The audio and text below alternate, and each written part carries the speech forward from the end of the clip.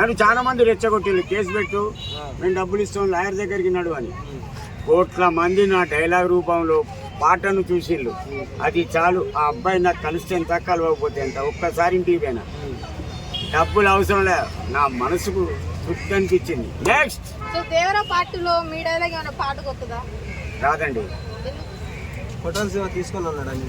అట్లని కాదు, అతనికి నచ్చింది త్రివిక్రమరావుకు పెట్టుకున్నాడు. నేను తమన్ గారి ఇంటికి పోయినా, నాకు ఒక 10,000 ఇచ్చిండు. తాతాని డైలాగ్ కొట్టమన్నారు, అక్కడ మాట్లాడినా. 2 రోజుల తర్వాత యూట్యూబ్లో మీలాంటి పిల్లలే మొబైల్లో చూపించిండు. ఆ పిల్లలు చూపించిండు, నాకు సంతోషం అనిపించింది. 2 రోజుల తర్వాత నా డైలాగ్ నువ్వు పాట రూపంలో వచ్చింది. కాకపోతే ప్రసాద్ లాల్ పాడ మహేష్ బాబు మిస్ అయ్యిండు. నేను ఇక్కడ కారు దిగిన మెయిన్ గేట్ కాడ నుంచి వెళ్ళి అతని కారు వెళ్ళిపోయింది అంత దూరంలో. చూశానండి. నేను చెప్పేదేనండి, నా కిస్మత్లో బాగుంటే నేను అడవిలో ఉన్నా వస్తుంది. బాకీ లేదనుకో, నా పక్కన మీలాగా కూర్చున్నా కూడా కాదు. నా సిద్ధాంతం అది.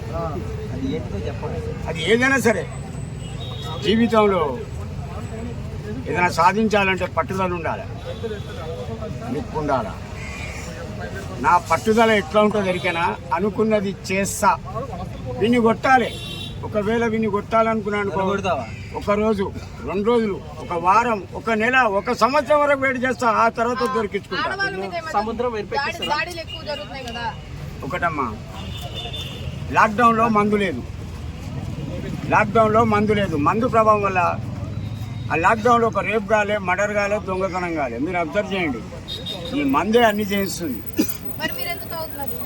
నేను లైట్గా తాగుతానండి. 90లో సగం తాగినా సగం జేబులో పెట్టుకున్నా. ఓసే రాములమ్మ.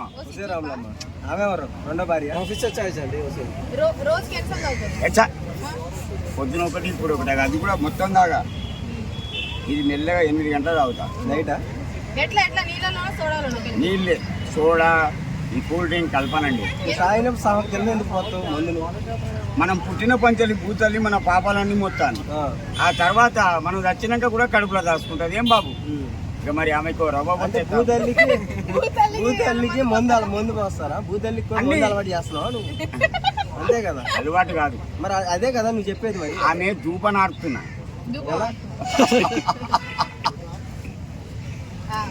ఏమర్థమైందని ఎలా అన్నా? ఒకటి బాబాయ్, కొంతమందికి కొన్ని సిద్ధాంతాలు, ఆచారాలు ఉంటాయి, అవునా కదా? చెప్పు. దాన్ని మార్చాలంటే ఎవరి తరం కాదు.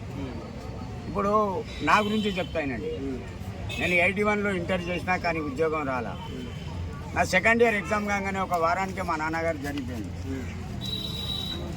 నా బ్యాడ్ లక్. నాకు 3 కొడుకులు, ఎవరు చూడరు. ఇలాంటి షూటింగ్లు, ఇంటర్వ్యూలు చేసుకొని నా భార్యకు ఒక 200-300 ఇచ్చి నేను 200 కట్ల పుచ్చుకుంటాను. ఉన్నది చెప్తున్నాను. ఆ పాపను 100 ఎందుకు అడిగిన ఎరికైనా? ఆమె దగ్గర ఉన్నాయో లేవో, నా కాళ్ళకి చెప్పులు లేవు. భద్రాబాబు నీ దండం పెడతానండి, ఇష్టపెట్టరా అన్న. నీకు తెచ్చారా దండ? అయితే ఫైట్స్ ఎలా ఉన్నాయి దేవర సినిమాలో? ఫైట్స్ చూడలేదండి నేను.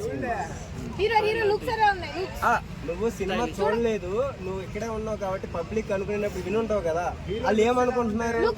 సినిమా బాగుంది అంటున్నారా, బాగలేదు అంటున్నారా? సినిమా 50% బాగుందండి జనం టాక్. ఓకే, ఎందుకంటే ఆ అమ్మాయి కూడా భలే చేసిందట. నేనైతే చూడలా. ఓకే, శ్రీదేవి గారి కూతురు అదేనండి, శ్రీవిద్య. జబర్దస్త్ శ్రీవిద్యనా? జబర్దస్త్ శ్రీదేవి బిడ్డ. జబర్దస్త్ శ్రీదేవి. ఇగో తల్లి కంటే బిడ్డ యాక్టింగ్ బాగా చేసిందట. అంటే అక్కడ ఏం కనబడింది? 3 గంటల సినిమాలు ఏం లేదు అక్కడ. ఇంటర్వెల్ తర్వాత వచ్చింది శ్రీవిద్య హీరోయిన్ గారిని సినిమాలు ఎక్కువ చూపిలేదు అంటే ఇక ఆ సంగతి మనం డైరెక్టర్ గారిని అడగాలండి. అంటే Part 2 పెట్టారు ఇక్కడ, బాహుబలి కట్టప్పు పొడిచినట్టుగా ఆ సీన్ పెట్టారు చివరిలో. అది బేకార్. నిన్ను కూడా తీసుకుంటారంట. అట్లా తప్పది.